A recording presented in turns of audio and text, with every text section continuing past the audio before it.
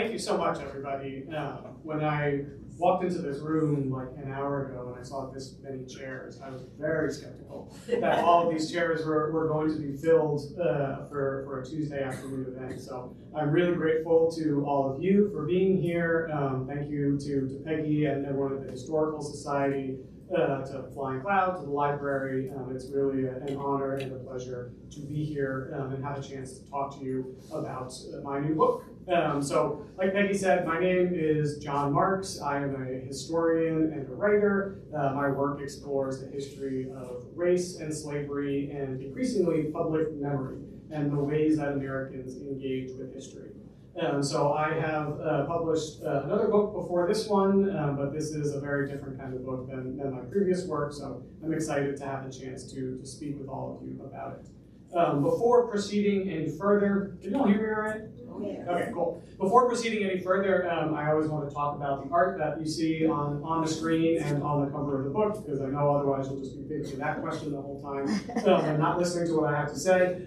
So this is an artwork by a contemporary artist named Titus Kafar, and he does a lot of work that explores the history of historical erasure and the distortions and the ways that we think about our relationship to the past. And the reason that I chose this piece in particular is because it takes a very traditional portrait of George Washington. And over the top of it, it is a reproduction of an advertisement that George Washington placed in the newspaper to recapture an enslaved woman named Ona Judge, who had fled from her enslavement to George Washington in Philadelphia.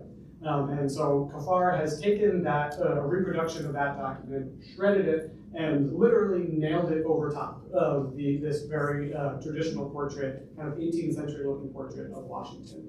It's a mixed media piece, so if you saw it in person, the shredded document is actually there. It hangs off the bottom of the painting. There's a whole exhibit right now at the Virginia Museum of Fine Arts in Richmond if you want to go see it in person. But I really loved this piece and wanted it for my book as soon as I saw it for the first time, because for me it does what I take about 100,000 words to do, which is to ask us how we would think about and how we would quite literally see George Washington differently if we put his involvement with slavery at the center of the picture. And so that's where we can start, and I'm happy to answer more questions about that in a little bit. But I want to really begin my talk today in Portland, Oregon, with some more recent history. So this is a statue of George Washington that was erected in Portland, Oregon, outside of their, they call their German Historical Society, in 1926 to commemorate the 150th anniversary of the United States. And in the summer of 2020, on June 19th, there were demonstrations in Portland from people calling for racial justice and a reckoning with the history of racial oppression in the United States. And as part of that movement, as part of that demonstration, the people in Portland that were protesting, were demonstrating, set their sights on this statue of George Washington. It was erected as a symbol kind of celebrating the revolution and celebrating Washington. For those demonstrators in Portland in the summer of 2020, it was a symbol of racial injustice that had been part of their community for too long. So a little after midnight, the group threw ropes over the top of the statue and pulled it to the ground. There's still video of it. If you Google it, there's the crowd cheers as this thing topples off of its statue. It's about 8 feet tall. The pedestal adds another 8 feet, so it's quite the sight when it comes crashing to the ground. Afterwards, they deface it. They put graffiti on it with things like 1619 and slave owner. The next day, amid this scene, one Portland resident tells a journalist, kind of summing up what the whole affair was about. He says, "Yeah, he's the father of our country, but 300 slaves is a lot of slaves." And that summer, as most of you probably remember, you had scenes like this occurring all across the United States. There were demonstrations for racial justice. There were protests against the history of racial oppression in the United States all over the country. And often, as part of those demonstrations, there was a focus on George Washington and statues of George Washington as a symbol of the deep roots of racial injustice in the United States. So in Seattle, in Baltimore, Chicago, New York, and other communities, protesters really set their sights on these statues of Washington. They splattered them with red paint. They graffitied them with things like slave owner and slave master and God bless America with 3 Ks, really to make the point that just as Washington was central to our understanding of the United States, so too is the history of slavery and the history of racism.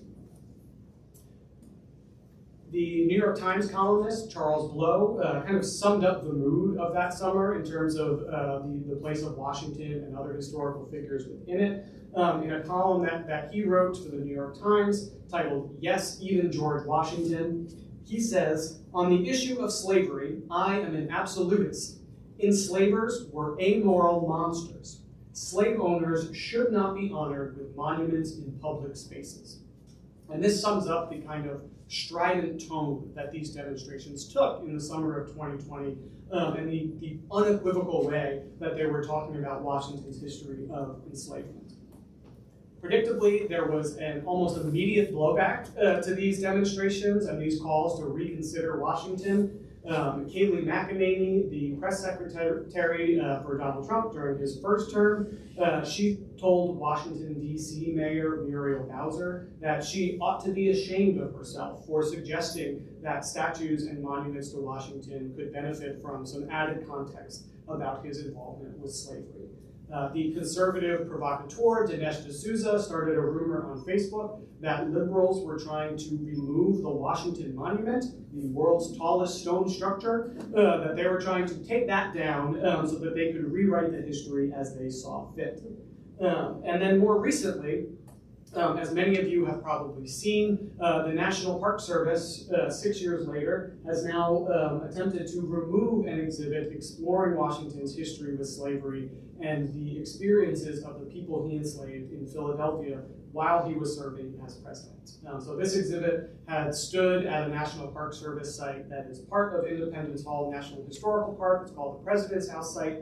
And it really tries to tell the story of slavery at that site. And under this second Trump administration, the National Park Service attempted to remove it. They did remove it, and it's now kind of caught up in the courts whether they have to put it back up or not. But really, I see it as an extension of this sort of reaction and blowback against the movements of 2020. The push to really reconsider how we think about George Washington and slavery's place in Washington's legacy. The controversy over this site in particular and all of these comments really reflect an effort on both sides to use Washington and use his history with slavery to try to make a point about the American present. And the nature of this controversy, the vitriol and strident nature of these remarks, I think for a lot of people has really felt unprecedented. It has felt like something entirely new, a chance to once and for all reckon with Washington's history of slavery, or a chance to really try to push back and try to make sure that Washington retains his status as the foundingest father, as some other historians have called him. It has certainly felt unprecedented. But what I argue in my book and what I'm here to talk about today is that it wasn't, not even by a long shot. And in fact, Americans have struggled for more than 2 centuries, for nearly 250 years now, to understand Washington's contributions to the nation, his status as the father of his country, and his involvement with slavery that lasted for the entirety of his adult life. He was among the most prolific enslavers in American history. Few people ever enslaved more people than George Washington did, and yet he was also the architect of one of the largest private emancipations in American history, freeing the people that he enslaved and owned outright. And we have struggled for centuries now to reckon with that contradiction, to understand how we should think about and talk about slavery's place in George Washington's legacy. And these debates about Washington and slavery have occurred over and over again, generation after generation. And in the process, they have really shaped the way that we think about Washington today. They make clear that Americans have always viewed our history not just as a window into another time, but as a mirror that reflects our own. Today's controversies about our history are really profoundly shaped by our history in ways that we rarely recognize and don't quite fully understand. And so I hope this talk and the work that I do in my book can help us move beyond this question of whether we should think about Washington as a villain for his involvement with slavery or as a hero for his contributions to the founding of the country. And instead, I hope it can help us have a much richer, more complex, and to me, more interesting conversation about Washington and about how our views of Washington really reflect our views of America and the ways that we think about ourselves. And again, that's what I tried to do in the book, and that's what I'll try to do at least a little bit of this afternoon. So before proceeding any further into how Americans have kind of thought about and remembered George Washington's involvement with slavery, I think it's important to try to get on the same page about what the nature of his involvement with slavery really was. Despite the folks that will try to tell you otherwise, Washington's involvement with slavery was really complex. It was a contradictory and complex involvement, and it lasted for nearly the entirety of his adult life. But here's the kind of quickest possible version of that. So Washington is an active participant in the institution of slavery for nearly his entire life. Even while he is serving as general of the Continental Army, even while he is serving as president, Washington is actively and intimately involved in the institution of slavery. He is actively buying and selling people as if they were property. At times, he sells enslaved people that he viewed as disobedient or recalcitrant, sells them to the Caribbean as punishment, where they faced much shorter lives, a much higher likelihood of death. He exploits their labor to build his personal wealth through the entirety of his adult life. And he ends up being among the wealthiest Americans in the United States as a result. When enslaved people try to evade his control or flee and emancipate themselves, Washington was relentless in his pursuit of those people, trying to recapture them and re-enslave them so he could continue to exploit their labor.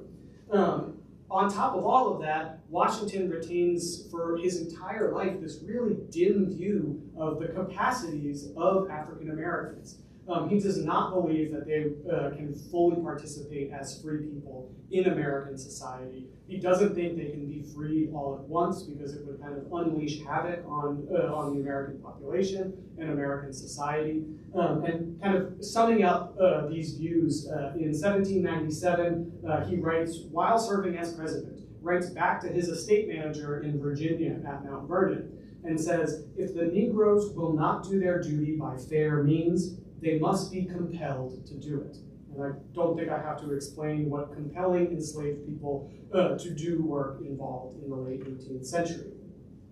And yet, at the very same time as all of these actions and all of these statements, Washington is also writing privately about his opposition to the institution of slavery and his own discomfort with his deep involvement in it.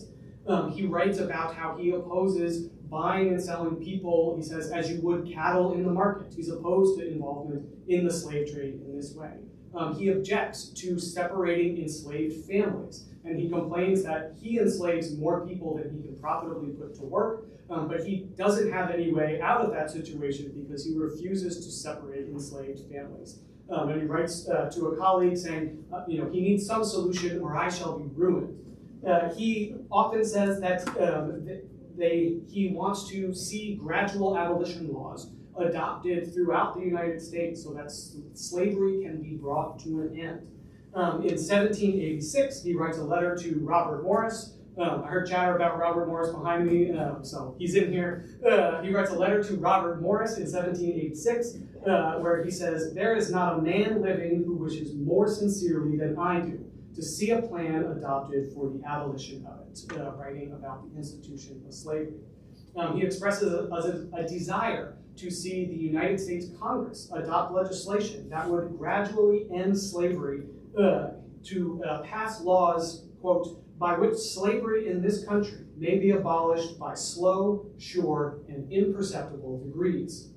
He writes another letter to the Marquis de Lafayette, who was a staunch advocate for the liberation of enslaved peoples, and he tells the Marquis de Lafayette how supportive he is of Lafayette's efforts, and he says that the U.S. adopting efforts to abolish the institution of slavery, quote, would help the nation, quote, avoid much inconvenience and mischief. And he is regularly talking about, always in private, never publicly, never in his role as president, but he talks privately about how the gradual emancipation laws that are beginning to spread around the North in places like Pennsylvania and New York and Massachusetts, hopes that they will extend down to the Chesapeake and other southern states. Finally, in Washington's last will and testament, he frees the people that he enslaves and owns outright. Now, without getting too bogged down in 18th century property law, everyone's favorite subject, he only owns a little less than half of the people who were enslaved at Mount Vernon. The other half, he owns 123 people. About 150 are owned by the estate of Martha Washington's first husband.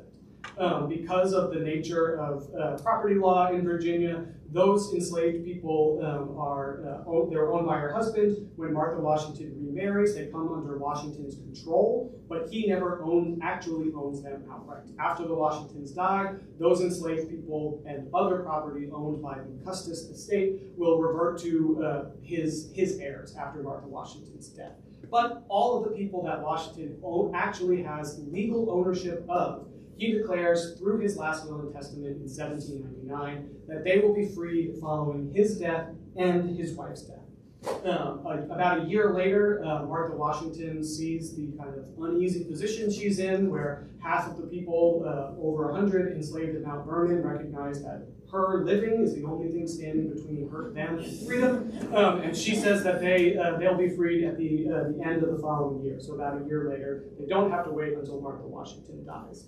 And I want to take a beat here just to emphasize that freeing 123 people from slavery is a massive emancipation event.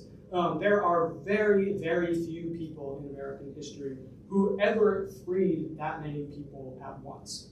There are very few who ever had the opportunity to free that many people at once, because few people ever enslaved as many as George Washington did. But it still shouldn't distract us from the fact that freeing 123 people from slavery is a massive event. Washington is unique among the Virginia founders who enslaved people. He is the only one who freed the people that he enslaved, despite several others, Jefferson, Madison, many of the other founding fathers speaking out about their own uneasiness in their involvement.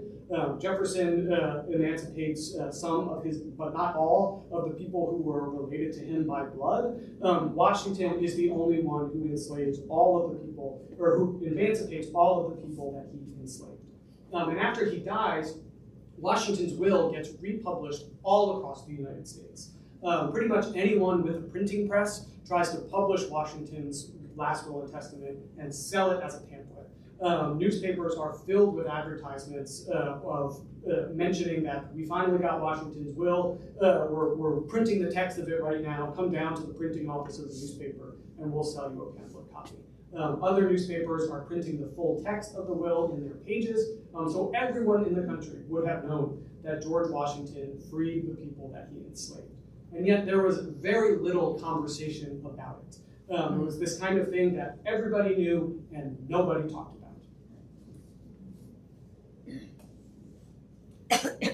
And Washington never reconciles these competing views during his lifetime, right? He does both right until the very end.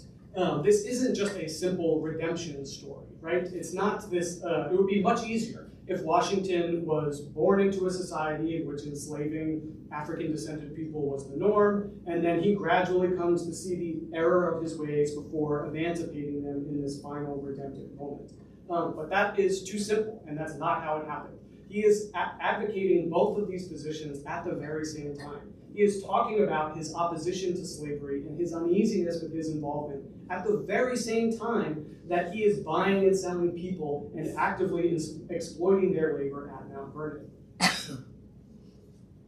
And nowhere is that contradiction more visible than in Philadelphia, where as president, he is enslaving 9 people at the president's house. He is, on the one hand, he is writing privately about his support for the gradual abolition law of Pennsylvania that they passed in 1780. At the very same time that he is actively undermining that law and scheming in private to make sure that the people he enslaved in the state of Pennsylvania would never be able to take advantage of it. This is a deep and unresolvable ambiguity in Washington's legacy. It is irreconcilable, and that is why Washington struggled with it, and it's why we have struggled to make sense of it for the last nearly 250 years. And as part of that struggle, as part of our effort over generations to try to make sense of this history, we have been cherry-picking from his history. We have been lifting up his history of enslavement, highlighting his effort to emancipate the people he enslaved, or often ignoring it altogether, all to suit the needs of our current cultural and political moment. We are manipulating Washington's history with slavery time and again as Americans. And that's the story that my book tries to tell. And I'll share one example today to kind of give you a sense of what that looks like in various eras. This is drawn from the 3rd chapter of my book. Or sorry, the 4th chapter of my book. And that is the ways that Washington's history with slavery was used in the fight over slavery's future in the lead up to the Civil War. It is really fascinating the ways both anti-slavery and pro-slavery advocates both invoked Washington, saying that his history with slavery supports their position and not the other one. Abolitionists in particular have all sorts of different ways that they are invoking Washington in their rhetoric, in their speeches and writings throughout the middle of the 19th century. And they don't always do it in the same way. Sometimes they're in direct contradiction from one another, even though they both ostensibly support ending the institution of slavery. At times, abolitionists are using this really radical and searing criticism of Washington's involvement with slavery and his hypocrisy to make the case that only radical action will actually root out racial injustice and slavery in the United States. Others are praising Washington for his emancipation of the people he enslaved. Anti-slavery advocates are using that example to say, if Washington saw fit to free the people that he enslaved, then what could be more American than ending slavery? And we see this time and again throughout the middle of the 19th century. But it actually starts earlier than that. It starts almost immediately after Washington's death. So this is Richard Allen. Allen was born in slavery in Delaware. He purchases his own freedom in 1780 and moves to Philadelphia. And he becomes one of the founders of the African Methodist Episcopal Church in America, first Black congregation in this country. And immediately after Washington dies, within 2 weeks, Richard Allen is delivering a sermon to his congregation of free and enslaved Black Philadelphians, and he is telling them that they should mourn Washington's death. Allen becomes the first man to share with the public that Washington freed the people he enslaved in his will. Allen tells his congregation that they have peculiar cause to bemoan Washington's death, because his heart was not insensible to our sufferings. He tells his congregation that Washington believed that Black Americans, quote, had a right to liberty. He says that Washington, unblasted by the popular opinion of his fellow Southerners, dared to do his duty and wipe off the only stain with which man could ever reproach him. He let the oppressed go free. So for Richard Allen, it's this emancipation moment that matters because it's the most useful to him, right? He can use that emancipation moment as a way of explaining that even Washington, the vaunted George Washington, thought that African-descended people deserved their freedom and deserved to be contributors, members of American society, not as slaves, but as free people. other abolitionists continue to build on this theme in the decades that follow. So in 1838, John Quincy Adams jumps into the fray. He is then representing Massachusetts in Congress after his time serving as president. And he tells an anti-slavery audience that year, 1838, quote, "The slaveholders of the present day vainly resort to Washington's example as authority for holding slaves. But his authority is directly and most pointedly against them." And then he goes on to add, "George Washington was, in the broadest and most comprehensive sense of the word, an abolitionist." Now, to see an anti-slavery activist calling Washington an abolitionist, considering where I started these remarks with all of the conversation about Washington as a hypocrite and a slave owner, can feel really jarring. But it happens a lot in the anti-slavery movement in the middle of the 19th century. John Quincy Adams says that Washington viewed the Declaration of Independence as an anti-slavery document, and that was why he felt compelled to free the people that he enslaved. In 1848, a decade after Quincy Adams's speech, William Lloyd Garrison, one of the most prominent abolitionists in America, he delivers a speech at Faneuil Hall in Boston, and he says he has learned of this case where a Southerner used his will to emancipate the people that he enslaved, and that Southerner not only had his will invalidated, but had the courts declare him insane because he chose to use his will in that way. And this really dramatic moment, right? Garrison is up there on the stage at Faneuil Hall. There's a huge portrait of Washington that hangs to the left of the stage. It's still there if you go up to Boston this summer. And in this dramatic moment, he points to the portrait of Washington that hung next to the stage, and he says, shouts basically, he says, there is a man who was insane when he died. There stands George Washington, who by his will emancipated his slaves. And so all of these abolitionists, many of them are using this anti-slavery Washington. They are building up this anti-slavery Washington to the exclusion of all of the evidence they had to the contrary in order to make the case that ending slavery was this fundamentally American proposition. But the irony, especially of William Lloyd Garrison's remarks, is that at the very same moment that he is delivering those remarks in Boston, his newspaper, The Liberator, which is like the most prominent anti-slavery newspaper in the country, his newspaper is filled with ruthless criticisms of Washington's hypocrisy for his involvement with slavery. Time and again, Garrison himself is reminding audiences that George Washington was a slaveholder to the day of his death. Other abolitionists are constantly mentioning that Washington lived and died a slaveholder. And these abolitionists knew what they were doing. They knew that criticism of Washington was going to annoy people, it was going to stir up controversy. They knew that this was a way of gaining more attention on the anti-slavery movement and their remarks. In fact, William Lloyd Garrison, in one speech, he notes kind of criticizing American Christians for worshiping Washington, who was, after all, first in war, was responsible for all this killing during the Revolution. He says that in America, it is far more unpopular and hazardous to arraign the conduct of Washington than to speak against Jesus Christ. So he knows, and other abolitionists know exactly what they are doing when they invoke Washington in this way. But for my money, no one has more consistent and really more ruthless criticism of Washington than this man here, an abolitionist by the name of Parker Pillsbury. Pillsbury went a step farther than most abolitionists. He said that Washington wasn't just a slave holder, but a slave hunter, because he pursued Oda Judge after she had emancipated herself and fled from Washington, and Washington had supported the 1793 Fugitive Slave Act. So again and again, he calls Washington a slave hunter. He says that Washington waited 8 years in blood to achieve his own liberty, and then went home and to the day of his death drove hundreds of his fellow men to unpaid and unpitied toil. He mocked his fellow abolitionists and other Americans who had such reverence for Washington, and especially who praised Washington's will for emancipating the people he enslaved. He claims that the will demanded that every child should drink the terrible sacrament of sweating, sorrow, and anguish which fathers and mothers had drunk if Washington or his widow should happen to outlive them, because his will said that they would be freed after Washington died, and Martha Washington died.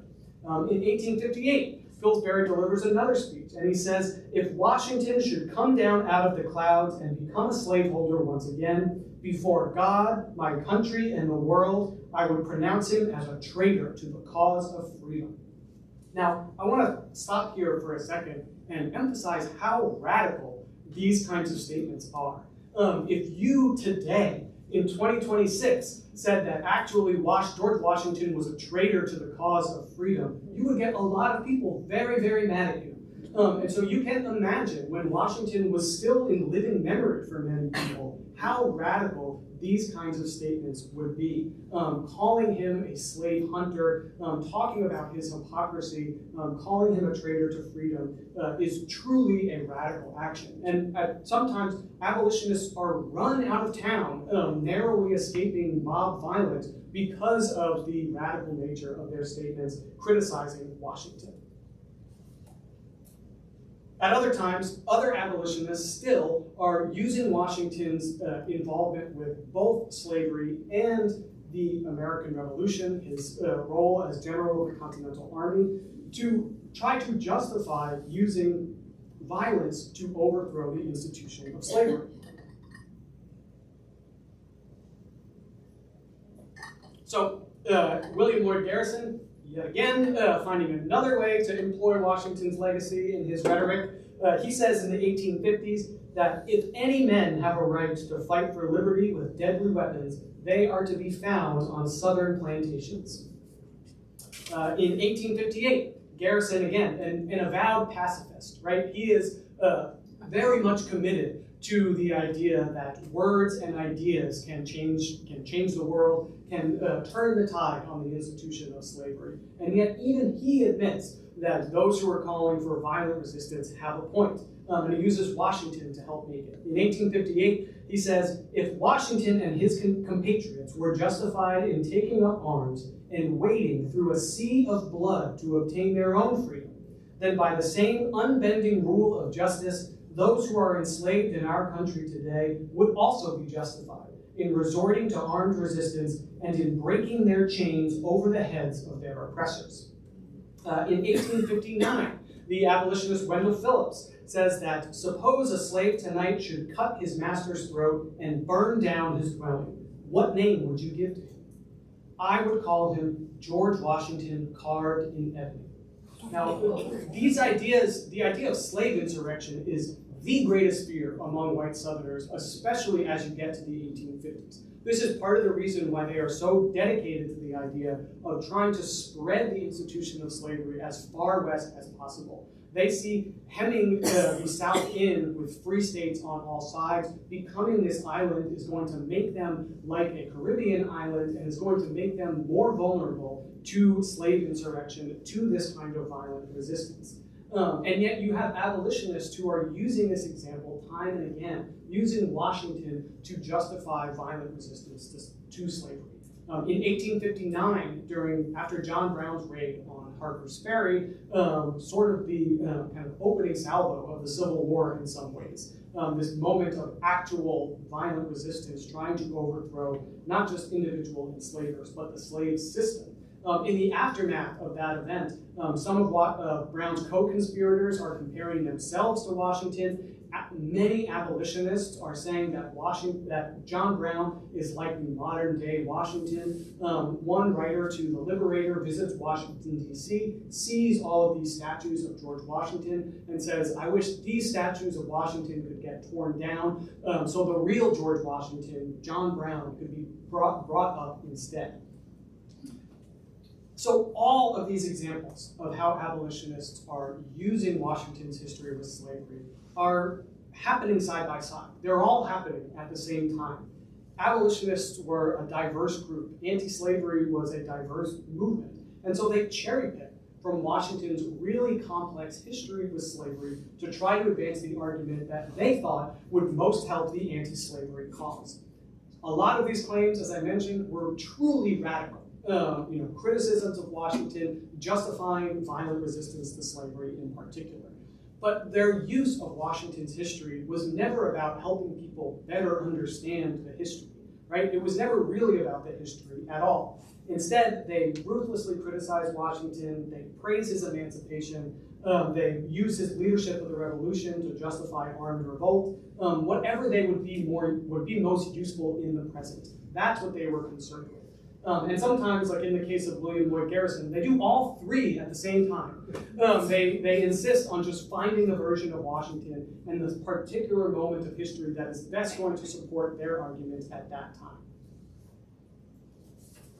But anti-slavery activists weren't the only one who were resorting to these claims that Washington's history with slavery supported their position. Pro-slavery Southerners are also doing that at the very same time, particularly as you get into the 1850s. So in 1850, Senator John C. Calhoun of South Carolina, who is very, very old at this point, he can't read the speech himself, he has to have a younger colleague read it into the Senate chamber. But in 1850, he calls George Washington an illustrious Southerner and says that he was one of us, a slaveholder and a planter.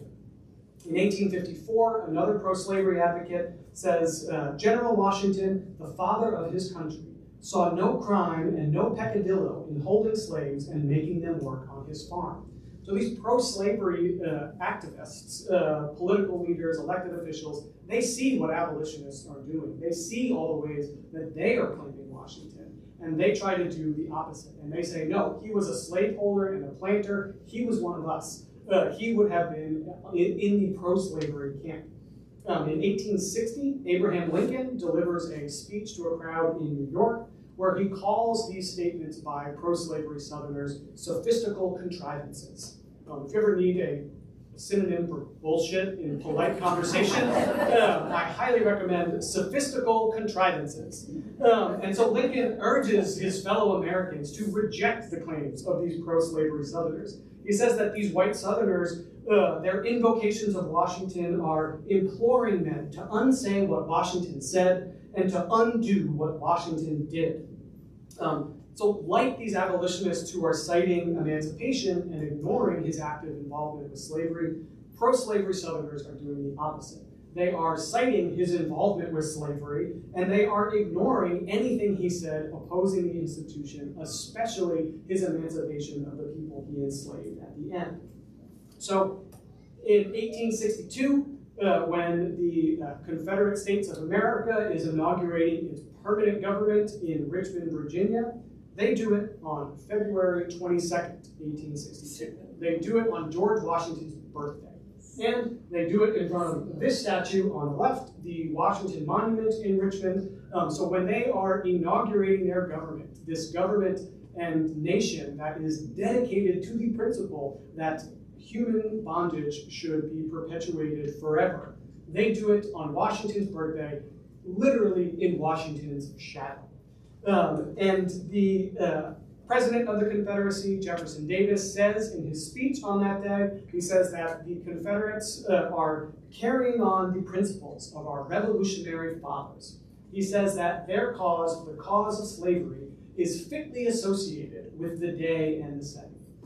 So it wasn't just an accident of the calendar that they're doing it on Washington's birthday, right? This is very much an intentional choice.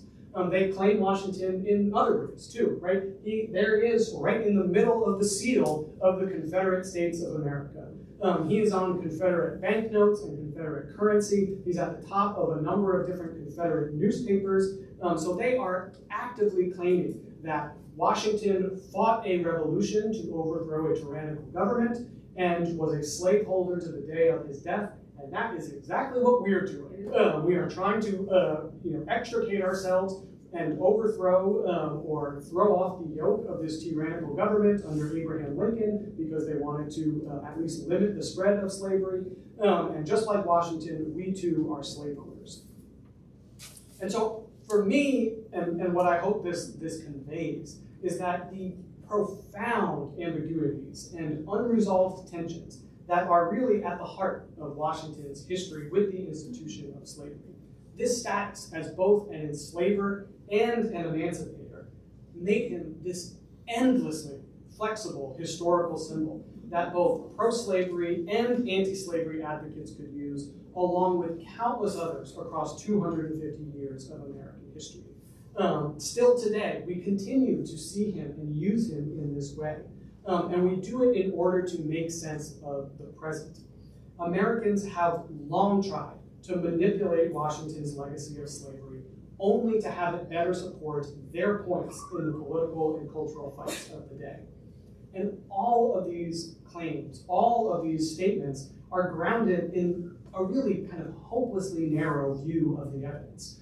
It always requires that people set aside a huge part of the story in order to find the part that supports their position. And unfortunately, that's just not how history works, right? We don't get to just pick the parts that we like and set aside all the rest. It might work in political rhetoric, it doesn't make for very good history. And that is because the ways that Washington gets used, it's almost never about understanding the history, even if folks try to tell you that it is. It's almost always about winning the rhetorical battles of the day. And hopefully what this ambiguity and these explanations make clear is that there are no easy answers here for what this should mean for us. Washington, the heroic founder, and Washington, the unrepentant slaver, will always exist side by side, and we will always have to try to wrap our heads around all of it. So I apologize if you came here today thinking that I was going to settle this and reconcile it for you once and for all. There is no reconciling these contradictions in our history.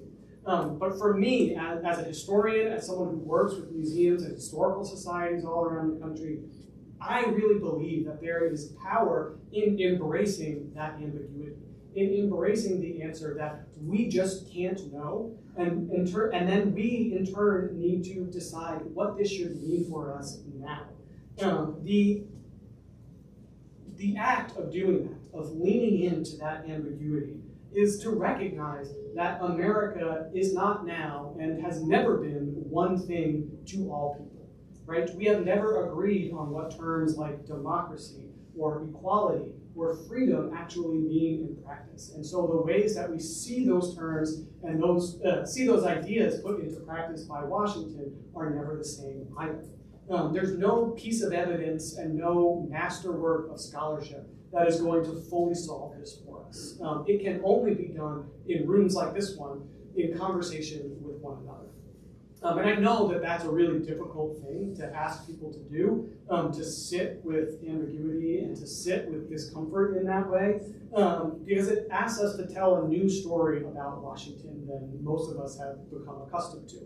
And telling a new story about Washington's involvement with slavery, viewing history in a new way, through a different lens, also demands that we tell a new story about America and what it is and what it represents, and a new story about who we are as Americans and as a people. And I get that that is not work to be taken lightly.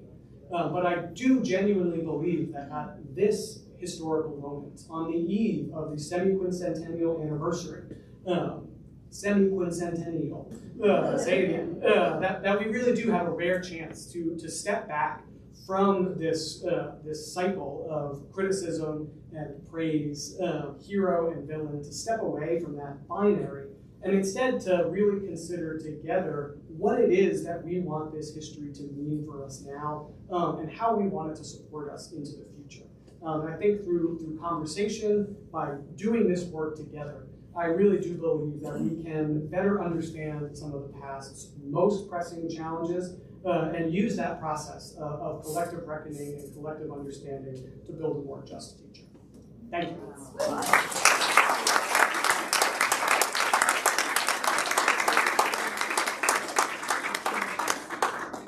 I would be happy to take some questions. I think Peggy's going to come with a big vaudeville hook once I'm out of time and pull me off, but yes. What happened to own a judge, and was there another slave in the Philadelphia house occupied by George Washington and Martha Washington, who also escaped with her maybe about the same time? Yes, so the question is, one, what happened to own a judge, and two, was there another person enslaved at the president's house in Philadelphia who also self-emancipated? Ona Judge manages to evade recapture for the rest of her life. She lives out her days in New Hampshire. Toward the end of her life, she gives a long interview to a New Hampshire newspaper, kind of telling her story. And that interview is in part the basis of a really fantastic book called Never Caught by the historian Erica Armstrong Dunbar.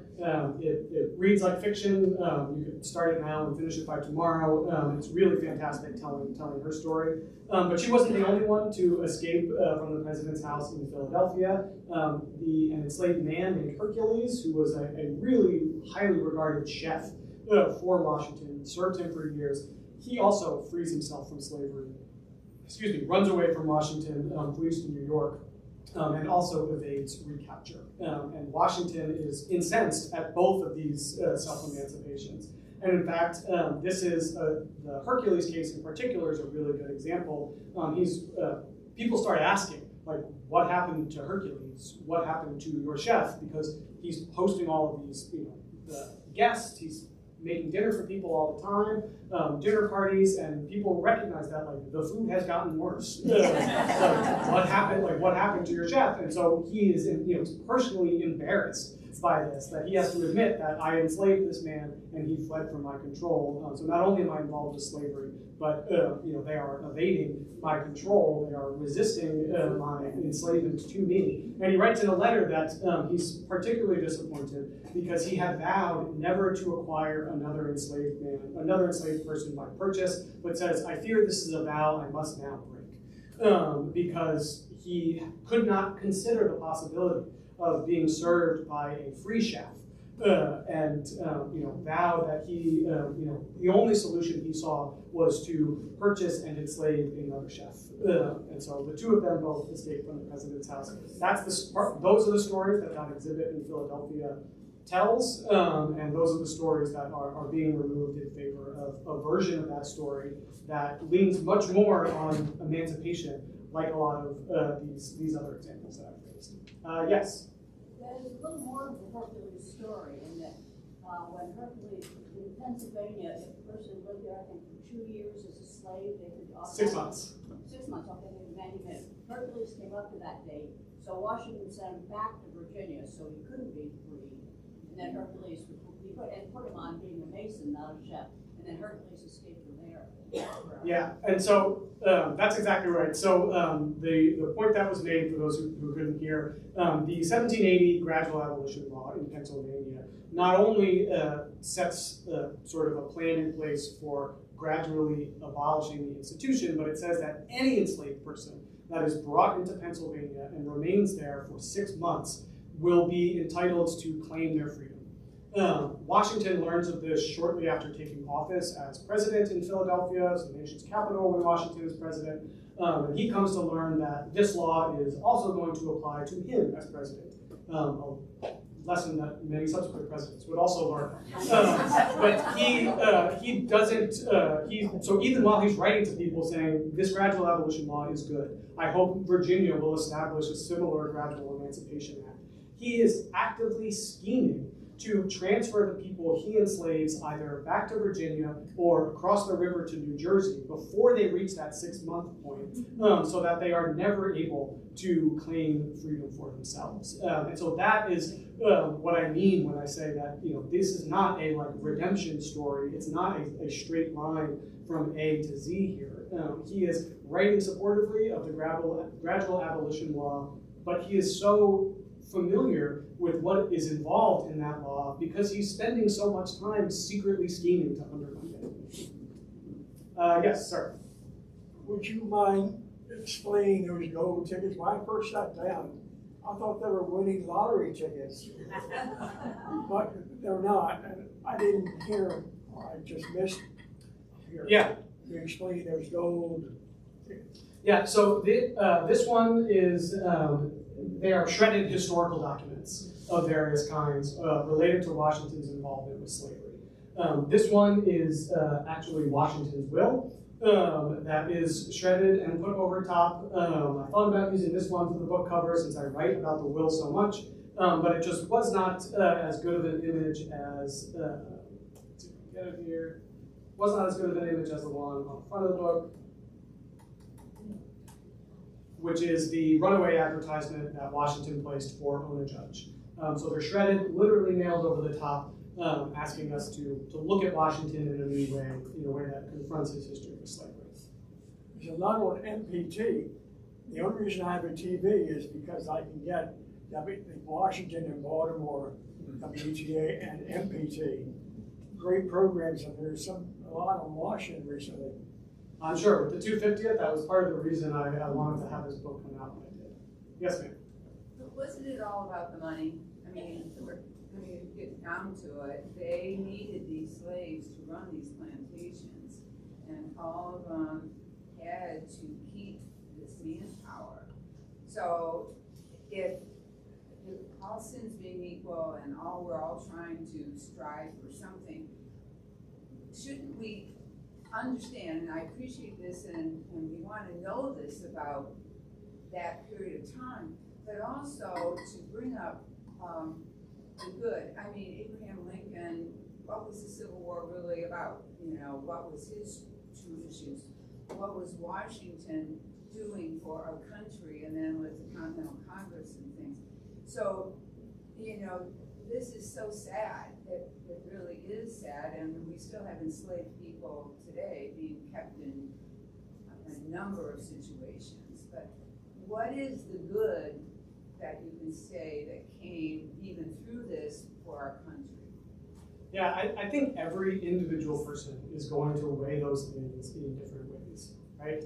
Like if you want to say that owning other human beings as property cancels out any good you could have possibly done, then like I won't argue the point. But plenty others of people throughout American history have tried to make the opposite claim and say all of the things that Washington has done for this country, overshadow his involvement in slavery. And I think we need to, at different times in American history, different versions of that have gotten more attention or less attention. But I think we have to remember a couple things. And one is that there were people at the time, while Washington was alive, reminding him and imploring him to extricate himself from slavery, to do something with his power as president to try to bring the slave system to an end. And Washington regularly declines to do that.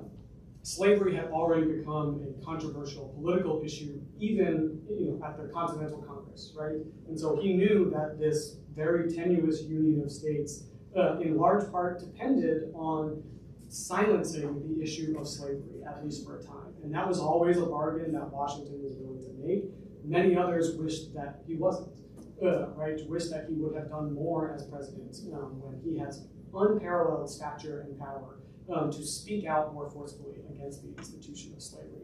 But there are ministers and religious leaders who are appealing to Washington, asking him to withdraw from his involvement with slavery. There are other political leaders like the Marquis de Lafayette. There are abolitionists in Great Britain, one in particular who writes a letter directly to Washington saying, shame, shame, that man should be deemed the property of man, or that the name of Washington should be among its proprietors, right? And so there were always people at the time recognizing the ill of slavery and the evil of slavery. And even the economic argument doesn't fully hold water for the 18th century Chesapeake, right? Slavery is an increasing, and tobacco cultivation is an increasingly kind of economically perilous proposition, right? I mentioned earlier that Washington is complaining all the time that he actually is enslaving more people than he could possibly put to work profitably at Mount Vernon, that he enslaves too many people. A couple of decades after Washington's death, when the Deep South opens up to cotton cultivation, you have this opening up of the second Middle Passage of enslaved people being sold from the Upper South to the Lower South because they couldn't be profitably put to work here, but there was a huge demand for them in the Deep South. And so it wasn't, it's not entirely that that was the only way that that Washington could maintain Mount Vernon, and at times it was working against his effort to maintain Mount Vernon as an economically profitable plantation. And there were also there's Quakers that move into Fairfax County, where Mount Vernon is, at the end of the 18th century, and they tried to prove that free black labor can be just as profitable as enslaved labor. And Washington was a dedicated agriculturalist in ways that his heir to Mount Vernon, his nephew Bushrod, never was, and others who inherited that property never were. And so he was intimately familiar with these conversations about the feasibility of enslaved labor, and this, part of his opposition to slavery was that it wasn't an economically efficient system necessarily. Yes, sir. Yeah, two questions. First, can you think of an example of a place that has statues of Washington but presents both sides of it to the satisfaction of both factions? Yeah, the last clause you threw in there kind of makes this a more challenging question. But I know, at Washington College, they have, they have a big statue of Washington, but there's also been an effort through QR codes and things like that that you can scan to get more information. There's not that many places that have have tried to do one or the other, or have tried to have it both ways. More places have kind of taken them down or left them standing, and I think it was very unsettled in 2020, and lots of beginning to kind of talk about some of these issues and talk about what different versions might look like. And then the election in 2024 kind of prevented some of those things from fully coming to fruition. In the ways that the conversation sort of shifted so radically. But one of the things I found really fascinating researching the book was that, and this isn't entirely an answer to your question because there's not that many examples, but one of the things I found really fascinating researching the book was that in 1932, when the country celebrated the George Washington bicentennial, his 200th birthday, there's a writer for the Baltimore Afro-American, the most prominent black newspaper in the country, who talks about how he thinks all of these statues to Washington all over the country should have additional panels put up that recognize his history with slavery. And so this idea that monuments need this greater contextualization feels like it's something that has come up since, if not from 2020, at least from 2015, from the massacre at the Mother Emanuel Church in Charleston. But in fact, almost 100 years ago, you had an editor of the Afro-American making the exact same claim. So it's always going to be, I think, up to the individual communities that are home to those statues. And in a lot of ways, for me, I think the process involved is more important than whatever decision they actually come to in the end. Yeah, I write for the Cambridge Spy, and I had a series of articles of columns about truth and reconciliation processes, their various applications. I think it says something about us, the inability to hold two facts side by side that are in conflict with each other, and to be able to say, these are both true, and we would be a different country if one side won out over the other. My second question was, do people draw parallels between this duality in Washington's behavior to his duality as a military leader? He had the reputation of being indecisive and avoiding conflict, as opposed to occasional brilliant strokes of aggressive military action. Not that I've seen, like the ways that you see it getting used, especially in the 19th century, but even in the 20th century, are always much simpler than that. People want like a cartoonishly simple version of Washington, and like even that seems like it's too much nuance to bring in. I will say that the process of researching a book on Washington means that there was a lot that I just said like, nope, I can't go there. And like, there's just too much to read everything and go down all the little rabbit holes that I would have liked to go down. But I haven't seen that particular example. Yeah, I think we are a divided country, but it also says that we're too reliant on taxonomies today. Was he an enslaver or was he an emancipator of our country, or both? You get why people want easy answers. Yes, ma'am. So as we sit literally in the shadow of where Douglas was jailed across the street, I'm curious where he was on this issue. I know he wrote with Garrison on some issues. Do you know where he was on this? Yeah, he doesn't say much in particular about Washington. And I should be clear that there is a lot more to abolitionist and anti-slavery rhetoric than just talking about Washington. And this is just a thread that you can find kind of woven in throughout it. And there are many books better than mine on the anti-slavery movement more broadly.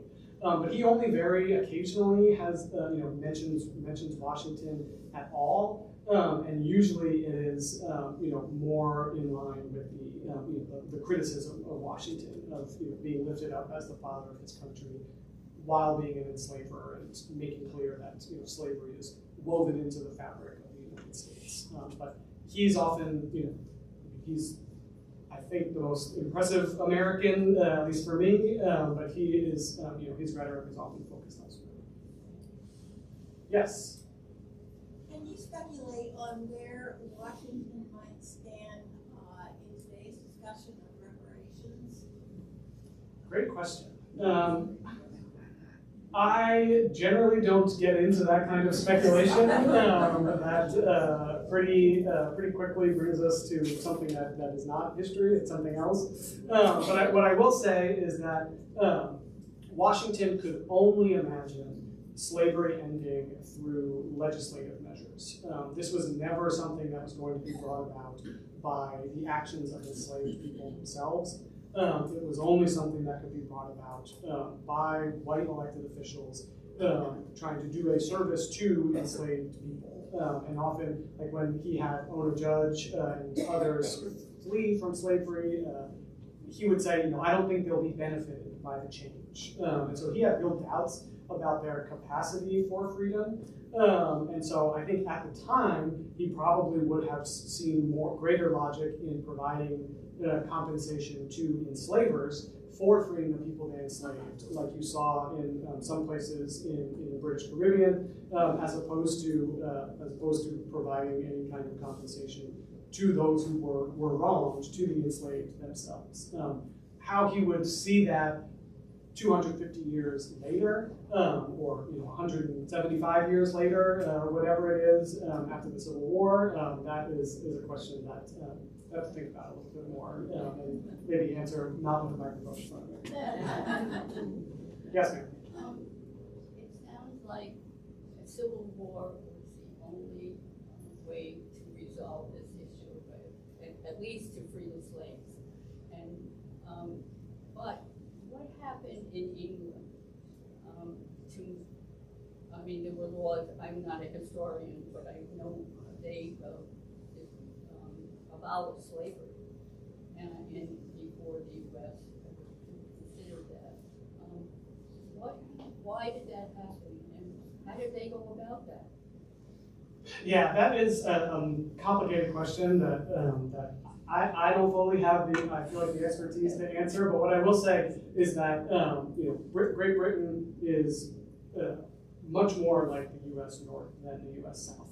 Rather than having enslaved people in part of the country itself, the enslaved people are in its far-flung empire, particularly in the Caribbean. Great Britain is rapidly industrializing and particularly focused on textile production, and those raw goods are being provided primarily in the 19th century by enslaved people in the United States. And it's not what enslaved people are cultivating in places like Jamaica and Barbados and other British West Indies locations. In addition to regular slave revolts, there are many more enslaved people than there are white people on these Caribbean islands, and so slavery is just a more tenuous system that requires a lot more violence and a lot more state control to maintain than it did in the United States. It was a very different proposition in the U.S. And so Great Britain ends they end their involvement in the slave trade at roughly the same time the U.S. does, 1807, 1808, but they end their involvement with slavery in 1831. I think probably one more question. Does that sound right, Becky? Sure. Okay. Yes, sir. So I appreciate your ambiguity and also having us think about history in terms of what we say about history to serve our own purposes rather than what history really was happening. Also, just the, I have not finished reading a book about a man named Robert Carter. I think the book might be called The First Emancipator. And he was, somewhere else I've read that he had, emancipated a ton of slaves during his lifetime. He was a wealthy Virginian. He had known the other founding father Virginians. But then as I got to reading the book, it became evident to me that he was kind of like ensconced in this like religious fervor, and he was becoming more and more kind of a religious fanatic. And at the expense of his own status in Virginia, then continued to go through the process of freeing his own slaves. So I think an interesting question there might be like the why. Like it's self-evident to us why it's wrong, and even to them. But it wasn't an economic decision for Washington when he did it after he was going to be dead, so he wouldn't have to deal with the consequences of freeing his slaves. Whereas Robert Carter did not. He dealt with the consequences while he was still alive. Jefferson never did, even though he also had written that wolf by the ears comment, showing the contradiction of slavery. So I wonder if you have any insights as to kind of like maybe getting into the minds of the why when it came to freeing them or not freeing them, and especially Washington's case. Yeah, that's a great question. I think what you see in the late 18th century, especially in Virginia, is enslavers freeing the people they enslaved for a pretty wide variety of reasons. It's not the majority of people who own slaves, but it's a substantial portion that are freeing enslaved people at the end of the 18th century, sometimes immediately with just a deed of manumission at the courthouse, sometimes in their last will and testament. So like the free black population of the United States absolutely explodes in the first 2 decades of the 19th century as a result of these individual emancipations that are taking effect immediately, and as a result of members of the revolutionary generation dying and the people they enslaved gaining freedom through their wills. And they tend to cite like a few different reasons. Most often it is the like cryptic boilerplate of for diverse causes, me hereunto moving, which is just say like, because I feel like it, this is why I'm doing it, and you get nothing else. At other times, you have this, in wills or in deeds, you have people citing this like really revolutionary rhetoric, that they are genuinely moved by the rhetoric and the ideals of the Declaration around liberty and equality and representative government. And they say, I can no longer participate in this institution, or at least after I'm dead, I want these people to be freed from slavery. Others, as you mentioned, you have this kind of growing religious awakening that really comes to the fore a decade or two later, in the 1820s. You have some people that are citing, their belief in Christianity. Others, it's like, this person has lived with me. They enslaved 2 people and they lived with them for 30 years, and they say, they've served me faithfully and they have this personal attachment to them and they've been loyal to me, and so I'm freeing them. But for most people, Washington included, we don't really know. And they just don't put it into writing. Washington is very careful about his own reputation and his own public image. When he tries to recapture and own a judge, his letters to the person who he is tasking with going to New Hampshire to get her back, he says, like, do not do it if it's going to incite a mob or a public scene. And don't tell anyone, when he schemes to transfer people in and out of the state to avoid the law, he says, like, don't let anyone know about this plan, because he knows that it's a bad look. And so he's always very guarded about what he says to people about the institution of slavery, even in private letters. It's like infuriating. At one point he writes to the Marquis de Lafayette about anti-slavery, and he says, but I'll reserve further comment for the next time we see each other. And as a historian reading that, you're just like, just a little bit more, please. And so we don't really know. We don't have a great answer. He says the reason he's delaying it as long as he is because you have these family ties that are crossing Martha Washington's, people Martha Washington owned, and the people he owns. That would be families that would be separated if only half were emancipated. But he doesn't really give a clear reason other than to, in his will, write that he is, he didn't say, I, George Washington, resident of Fairfax County. He says, I, George Washington, citizen of the United States, suggesting that this is the document he thought people were going to read and that people all over the country were going to see. And so I think there's some evidence that, he thought he was going to be setting an example through the action, even if he didn't provide a justification. I think that's all the time we have.